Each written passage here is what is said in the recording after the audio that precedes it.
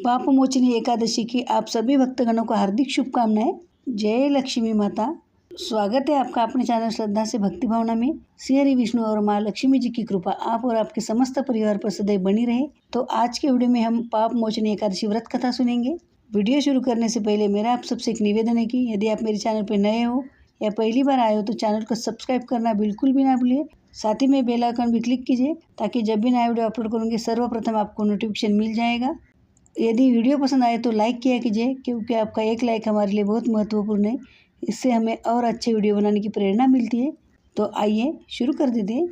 अर्जुन ने भगवान श्री कृष्ण से कहा, हे मधुसूदन, आपने फाल्गुन मास की शुक्ल पक्ष की एकादशी अर्थात अमल की एकादशी के बारे में विस्तार पूर्वक बतलाया। चैत्र माह के कृष्ण पक्ष में आने वाली एकादशी का क्या नाम है तथा उसकी विधि क्या है? कृपा करके आप मेरी बढ़ती हुई जिज्ञासा को शांत करें। भगवान श्री कृष्ण ने कहा, हे अर्जुन, चैत्र मास के कृष्ण पक्षी की एकादशी को पापमोचनी एकादशी के नाम से जाना जाता है। एक बार की बात है, पृथ्वीपति राजा मानधाता ने लोमस ऋषि से यही प्रश्न किया था जो तुमने मुझसे किया है। अतः जो कुछ भी ऋषि लोमस ने राजा मानधाता को बतलाया वही मैं तुमसे कह रहा हूँ। राजा मानधाता ने महर्षि लोमस से पूछा, हे ऋषि श्रेष्ठ, मनुष्य के पापों का मोचन किस प्रकार संभव है? कृपा कर कोई ऐसा सरल उपाय बताए जिससे सभी को सहज ही पापों से छुटकारा मिल जाए। इस दिन पाप मोचनी एकादशी की व्रत कथा सुननी या पढ़नी जरूर चाहिए। आइए पाप मोचनी एकादशी व्रत कथा सुनेंगे। महर्षि लोमस ने कहा, हे नृपति, चैत्र मास के कृष्ण पक्ष की एकादशी का नाम पाप मोचनी एकादशी है। उसके व्रत के प्रभाव से मनुष्य के अनेक पाप नष्ट हो जाते हैं। मैं तुम्हें इस व्रत की कथा सुनाता हूँ, ध्यानपूर्वक श्रवण करो। प्राचीन समय में चैत्र रथ नामक का एक वन था। उसमें अप्सराएं किन्नरों के साथ विहार किया करती थी। वहाँ सदैव वसंत का मौसम रहता था, अर्थात उस जगह सदा नाना प्रकार के पुष्प खिले रहते थे। कभी गंधर्व कन्याएं विहार किया करती थी तो कभी देवेंद्र अन्य देवताओं के साथ क्रीड़ा किया करते थे। तो उसी वन में मेधावी नाम के एक ऋषि भी तपस्या में लीन रहते थे। वे शिव भक्त थे। एक दिन मंजू घोषा नामक एक अप्सरा ने उनको मोहित कर उनकी निकटता का लाभ उठाने की चेष्टा की, इसलिए वह कुछ दूरी पर बैठ वीणा बजाकर मधुर स्वर में गाने लगी। उसी समय शिव भक्त महर्षि मेधावी को कामदेव भी जीतने का प्रयास करने लगे।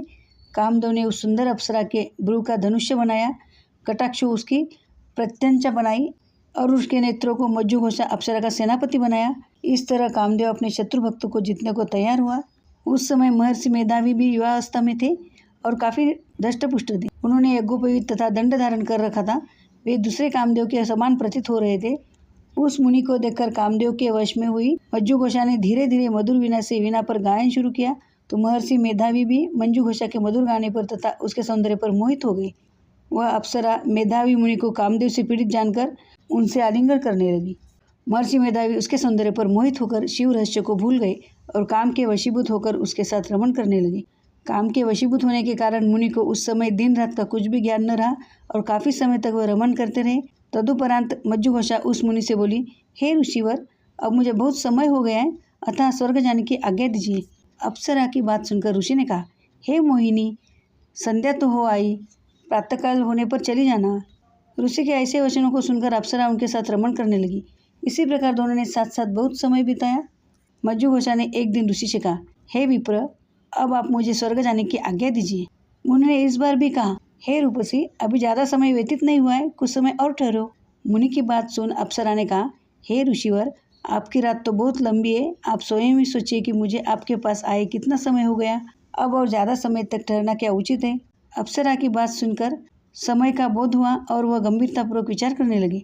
जब उन्हें समय का ज्ञान हुआ कि उन्हें रमण करते 57 वर्ष व्यतीत हो चुके तो उस अप्सरा को वह काल का रूप समझने लगी।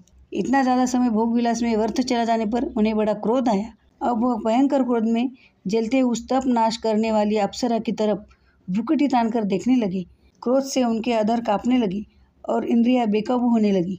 क्रोध से थरथराते स्वर में मुनि ने उस अप्सरा से कहा, मेरे तप को नष्ट करने वाली दुष्टा, तू महापापिन और बहुत ही दुराचारिणी है, तुझ पर धिक्कार है। अब तू मेरे श्राप से पिशाचिनी बन जा। और इस प्रकार ऋषि ने उसे पिशाचिनी बनने का शाप दे दिया। फिर मुनि के क्रोधयुक्त श्राप से वह अप्सरा पिशाचिनी बन गई। यह देख वह व्यतीत होकर बोली, हे ऋषिवर, अब मुझ पर क्रोध त्याग कर प्रसन्न हुई और कृपा करके बताए कि इस शाप का निवारण किस प्रकार होगा। विद्वानों ने कहा है, साधुओं की संगत अच्छा फल देने वाली होती है और आपके साथ तो मेरे बहुत वर्ष व्यतीत हुए, अतः अब आप मुझ पर प्रसन्न हो जाइए, अन्यथा लोग कहेंगे कि एक पुण्य आत्मा के साथ रहने पर मज्जू घोषा को पिशाचिनी बनना पड़ा। मज्जू घोषा की बात सुनकर मुनि को अपनी क्रोध पर अत्यंत ग्लानि हुई, साथ ही अपनी अपकीर्ति का भय भी हुआ। अतः पिशाचिनी बनी मज्जू घोषा से मुनि ने कहा, तूने मेरा बड़ा बुरा किया है, किंतु फिर भी मैं तुझे श्राप से मुक्ति का उपाय बतलाता हूँ। चैत्र मास के कृष्ण पक्ष की जो एकादशी है उसका नाम पाप मोचनी एकादशी है। उस एकादशी का उपवास करने से तेरी पिशाचिनी की देह से मुक्ति हो जाएगी। ऐसा कहकर मुनि ने उसको व्रत का सब विधान समझा दिया। फिर अपने पापों का प्रायश्चित करने के लिए वह अपने पिता च्यवन ऋषि के पास गए। च्यवन ऋषि ने अपने पुत्र मेधावी को देखकर कहा, हे पुत्र, ऐसा क्या किया है तूने कि तेरे सभी तप नष्ट हो गए, जिससे तुम्हारा समस्त तेज मलिन हो गए। मेधावी मुनि ने लज्जा से अपना सिर झुकाकर कहा, पिताश्री, मैंने एक अप्सरा से रमन करके बहुत बड़ा पाप किया है। इसी पाप के कारण संभवतः मेरा सारा तेज, मेरे तप नष्ट हो गए। कृपया करके आप इस पाप से छूटने का उपाय बतलाइए। ऋषि ने कहा, हे पुत्र, तुम चैत्र माह की कृष्ण पक्ष की पापमोचनी एकादशी का विधि तथा भक्तिपूर्वक उपवास करो, इससे तुम्हारे सभी पाप नष्ट हो जाएंगे। अपने पिता च्यवन ऋषि के वचनों को सुनकर मेधावी मुनि ने पापमोचनी एकादशी का विधिपूर्वक व्रत किया।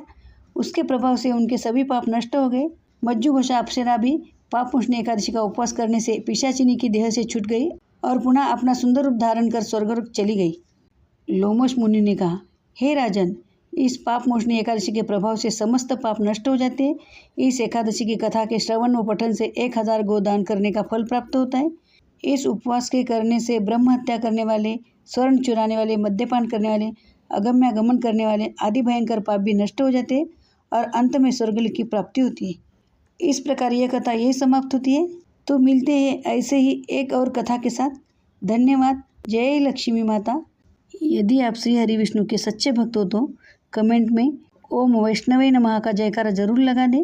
ओम वैष्णवे नमः।